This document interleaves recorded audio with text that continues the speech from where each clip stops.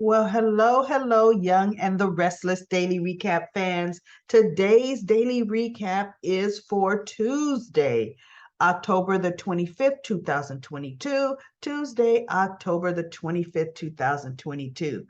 Well, it's all about Diane Jenkins. Everything pretty much was all about Diane Jenkins that I want to talk about. What wasn't about Diane, I'll get to a little bit later, but mainly we got to see Diane squirm a bit.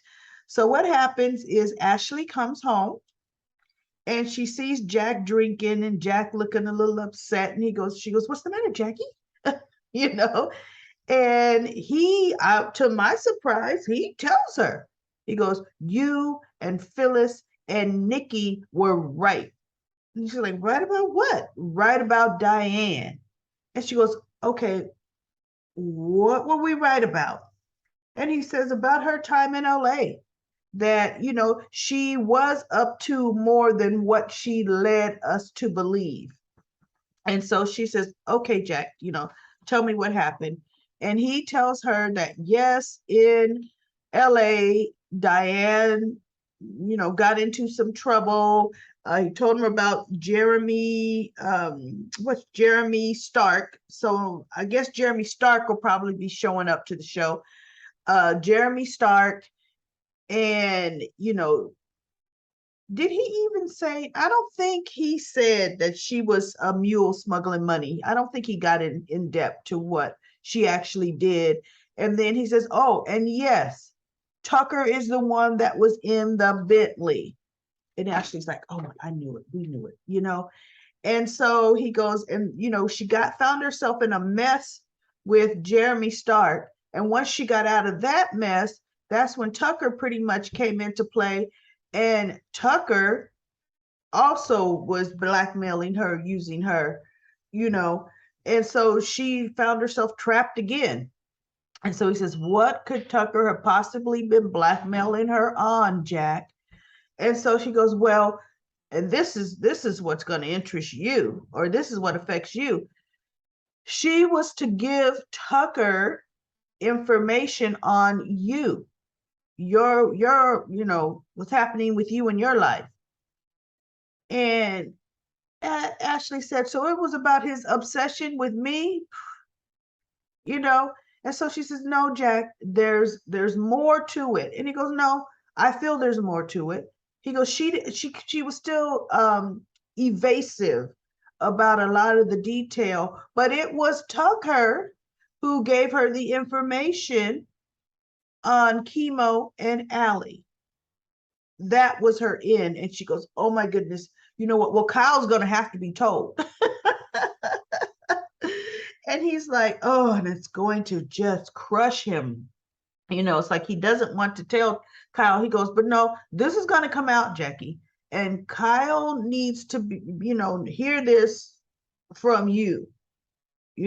So Jack reluctantly agrees. He goes, "I'm just so happy that he and Summer are not here to see this, because this is going to be rough on him." So pretty much she goes, "You know what, Jackie? I hate to say I told you so, but I told you so." "I told you so." He goes, "Well, you think you would be more upset about Tucker wanting information on you?" And she goes, "I don't care about that. I don't care what Tucker has found out about me. It really doesn't matter. It doesn't matter, Jackie." And she goes, "I can handle Tucker." And so she says, "I'm going to find out. I'm going to see if I can get more information out of Tucker as to what was Diane really into in LA, because I don't think she's told you all of it." And so Jack is kind of like an agreement. "Okay, go ahead and find out what information you could find out about Tucker." Because Jack is still just so distraught, like, oh my goodness, I wanted to believe her. And he goes, "I never fully trusted Diane." And Ashley looked at him. She goes, "Well, you could have fooled me because you sure were acting like you did." And he goes, "Well, no, deep down, I wanted to give her the benefit of the doubt, but no, come on now. Yeah. But we couldn't give Phyllis any, not even a benefit of the doubt. But who was right? Phyllis. Phyllis was right. But see, you still gonna treat her bad, right? You're still gonna treat her crappy. But she was right. And Nikki was right.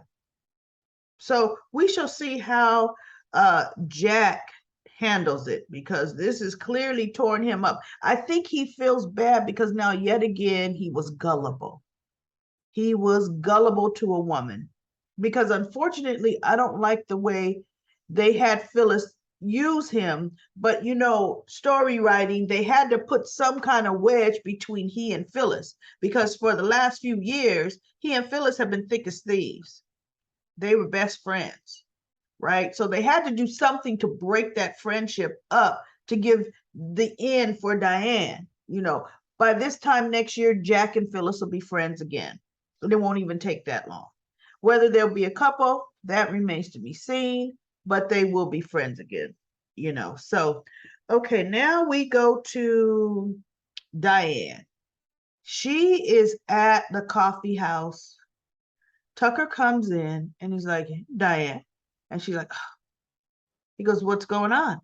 So she tells him that she told Jack about everything. He goes, everything about what happened in LA. I told him about Jeremy, and I told him about you. Oh my goodness. Today's episode, because we've seen Tucker get mad at Diane before, but he really, really, he showed his anger to her today. Okay. He was so mad. She was stirring her coffee with her little coffee stirrer, right? He reached over, grabbed her coffee stick out of her hand and broke it in half, and threw it across the room in the coffee house. It was hilarious. I'm like, tantrum much, Tucker? Somebody could have been, it's funny. No one was in the coffee house. But, you know, normally Genoa City got people walking in and out of there that know other people, but nobody seemed to see this interaction between Tucker and Diane. But, oh, he let her know, if you have ruined my plans with Ashley, oh, Diane, and he's gritting his teeth. You can see it in the gritting his teeth, right? So she goes, well, it's not as if Ashley was going to get back with you anyway. And he looked at her, and she kind of had got that look in her face like, uh-oh, I think I've said too much. So she kind of got scared, and he goes, you know what? You had better hope that you have not ruined my plans for Ashley. He said, because if I have to clean up this mess, Diane, he said, because you could just bet. He goes, you better pray Jack doesn't tell Ashley what you told him. He said, because if he does, and if you make this difficult for me, I am going to make your life hell. And she's sitting there like, because she knows, obviously, there is way more than we don't know yet. But Tucker also has the money and the means to get some stuff done where Diane Jenkins is concerned, and she knows it, because she thought she was cocky. Then our business should be done. Had you kept up your end of the bargain and left me alone and cut our time, I wouldn't have had to do this. That he goes, you know, I'm the one that made it possible for you to know your grandson and your son and make all the progress. She goes, for one, you've just undone everything, because Jack's going to tell Kyle. And then what do you think's going to happen?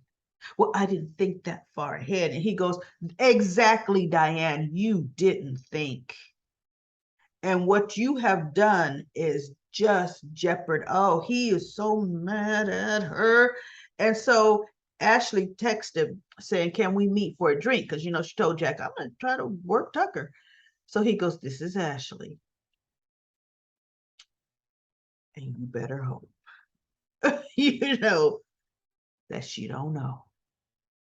So they Ashley gets to let's see, which picture is this? No, that's Phyllis.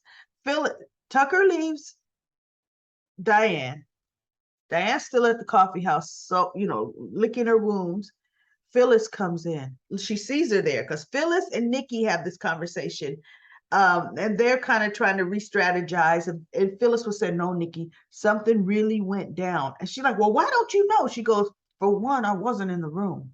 I interjected myself, but they still didn't open up. He goes, but something happened. Diane was really crying. Jack was very upset. Something isn't going right. Something's imploding in her world, right? And so she goes, I'm going to keep working at it. And so what they did agree upon, because Nikki was like, well, you need to do more. She goes, no, you know what? Out of all of us, Nikki, I've done the most. I gave up my career. She once said my hotel. I gave it up in pursuit of getting Diane out of town. Now, don't get me wrong. I love working at Marchetti and I'm doing a great job, but I gave up my life. I've sacrificed the most. And Nikki's like, you're right, because Ashley's in London more than half of the time. Ashley's doing the least, and Nikki's just, she goes, Diane doesn't really impact my everyday life. And Phyllis says, but she does mine, because I have to see her every single day, every day. And I hate that woman. And it's so Nikki's like, you know what, Phyllis, you are right. You are the one who has to endure the most. Nikki's like, she does acknowledge that. And Phyllis says, but you know what? It's time to get my life back. And that's exactly what I'm going to do, because I want my life back. So with Phyllis saying what she said, it made me wonder.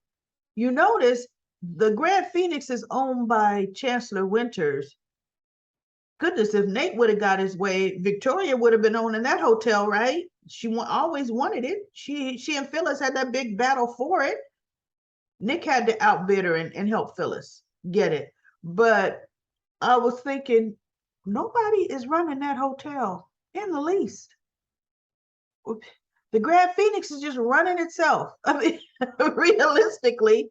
But anyway, and you notice less meetings are happening at the Grand Phoenix because Phyllis is not there.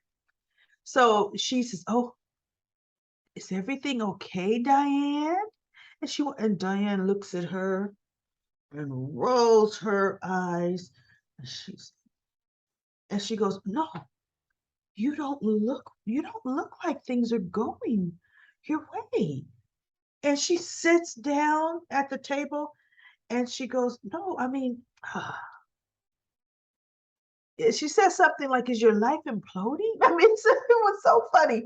Phyllis was just undertone needling her, but pretending to be so concerned. You can talk to me, right? And Diane, you are a vulture. You are vile. You're a vulture. You circle around. Oh, she just is telling Phyllis off. And Phyllis is like, huh? And Diane knows and what's so funny is Diane knows she's acting. Phyllis knows she's acting and enjoying every bit of it. See, this is how Phyllis should have played Diane from the beginning. Really. But they needed her and Jack to break up, really. So, I mean, that's the way they decided to write that, right? So Phyllis looked across at her and said, what a vicious attack. And all I was doing was just because I know exactly what you were doing. And Diane gets up and she walks away. And Phyllis just sits back in her chair like, I know exactly what I'm doing. And you fell right into it. Because Phyllis was telling Nikki, no, Diane, all she needs is just a little nudging. Just a little nudging because she's about to lose it. And I'm going to continue to just a little nudge here and there, just to, very, very subtly. And that's exactly the way it should be played. Diane is imploding all on her own.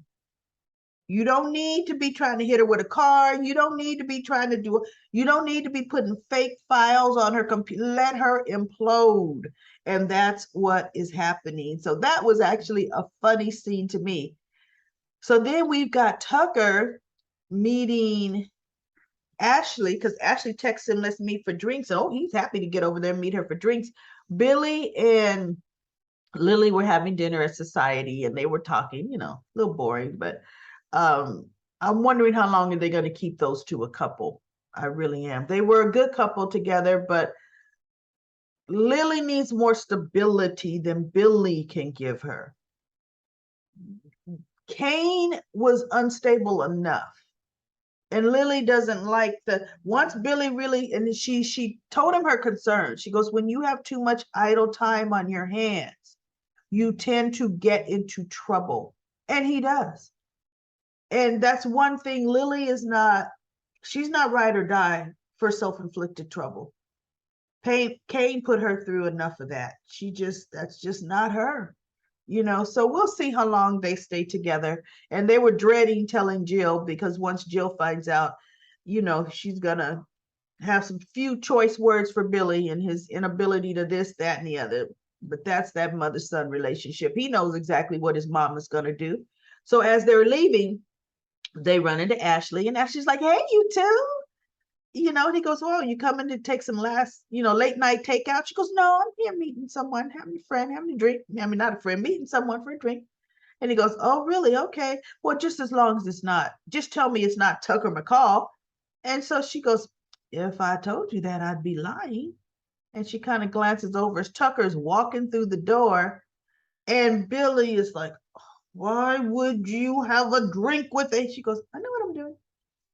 And so Billy just looks, and Tucker walks up. Hey, hi, good to see. The executive team of Chancellor Winters. Nice to see you. I just left Devon earlier, and so as he's walking up to Ashley, he puts his hand behind her back, kind of like gonna reach for her waist.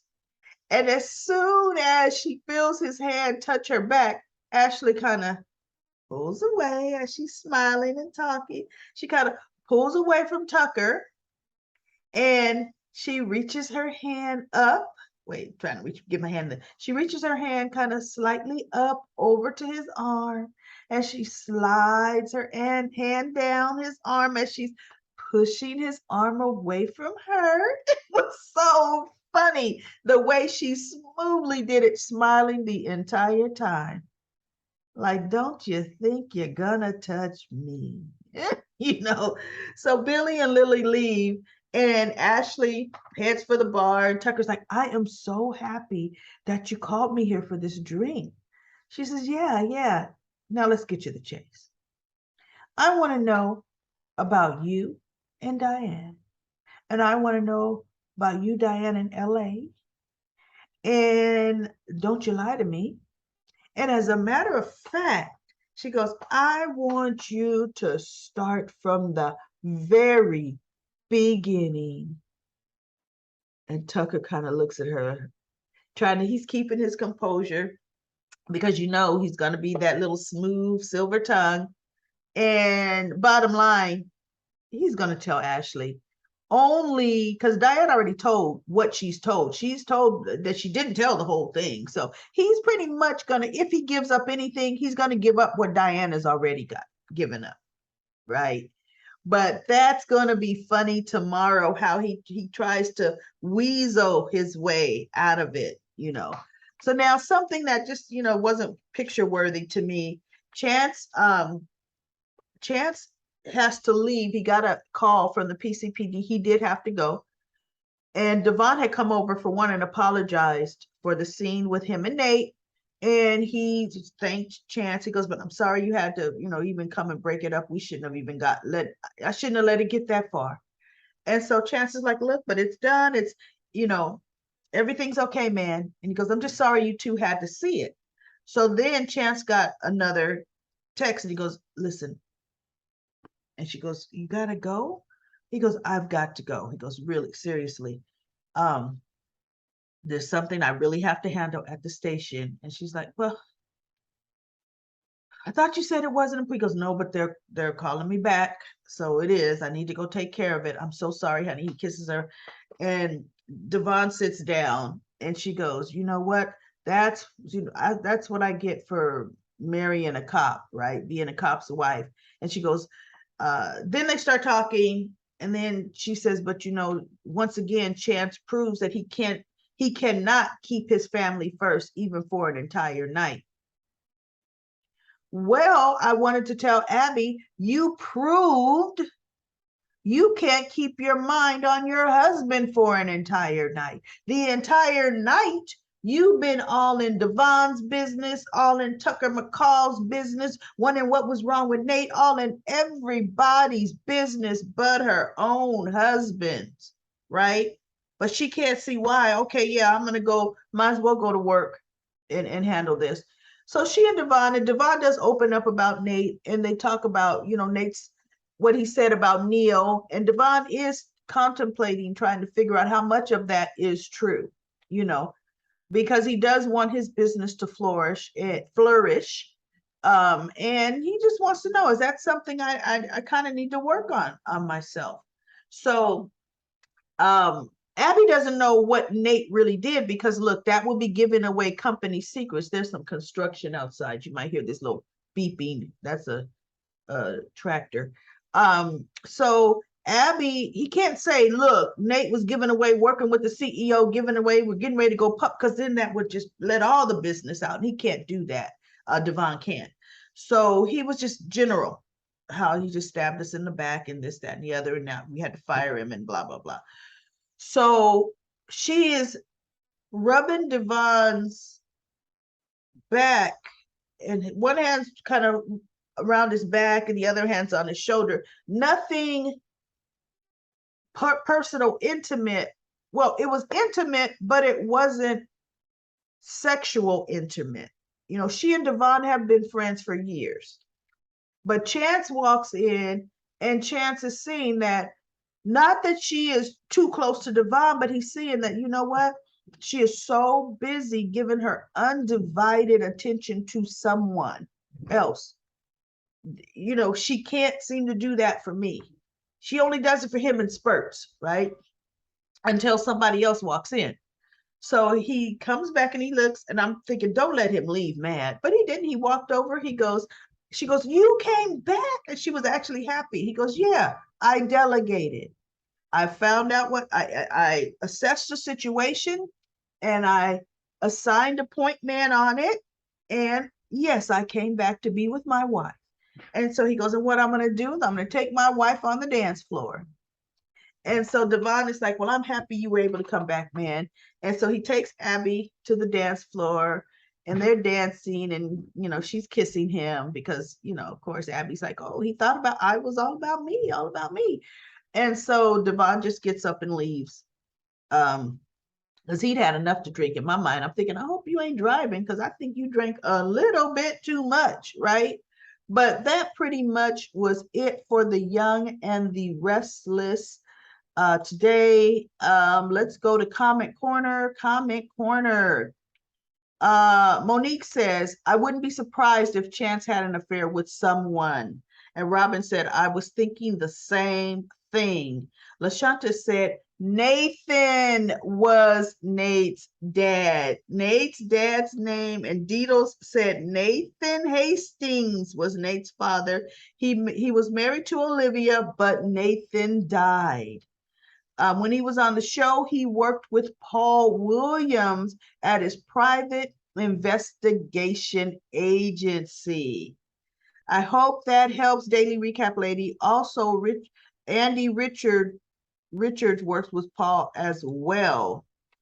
Look, I went to fandom, Young and the Restless wiki fandom page, and that may be where you went to too, Ditos and LaShanta. I keep forgetting. Well, no, because a lot of times as I'm doing these recaps, I start thinking of history. It's not pre-thought of. A lot of these trivia things I think of as I'm talking. So I don't have time to go and research before, because then that would mean I already knew. So I went there. Yes, that's right. It was, and when they showed his pictures, I remember two of the older two Nathans. I don't remember the young Nathan Hastings in 1982 because his character ran from 1985. No, I said 82. It was 1985 through 1996. So I don't remember that young one, but ooh, I can see why Olivia felt for that young one. It's kind of cute. So yes, it was definitely Nathan Hastings, and that is what I love about, daily recaps, because we're able to come together and talk about some history, and you're able to go back and get some answers, and then we can all kind of, it brings the show's history together, and those that are newer to the show don't understand or didn't know some of these facts, and we're able to talk about them. So thank you so much for participating in Comment Corner. Please subscribe. If you know friends that are Young and the Restless fans, please subscribe. If you are in maybe like Facebook groups or Instagram and other groups, please refer to my channel. Please let folks know we have, what is it called, GH Daily Recaps. The I think, let me get my official YouTube name going on here. It is GH Spoilers dash Y&R Today. That's actually the name of my channel, GH Spoilers / Y&R Today. Please get that out there. I'm trying to build up subscribers so other people can have some fun and just enjoy talking and sharing the Young and the Restless with all of us. So everybody, I will be back tomorrow for tomorrow's episode of The Young and the Restless.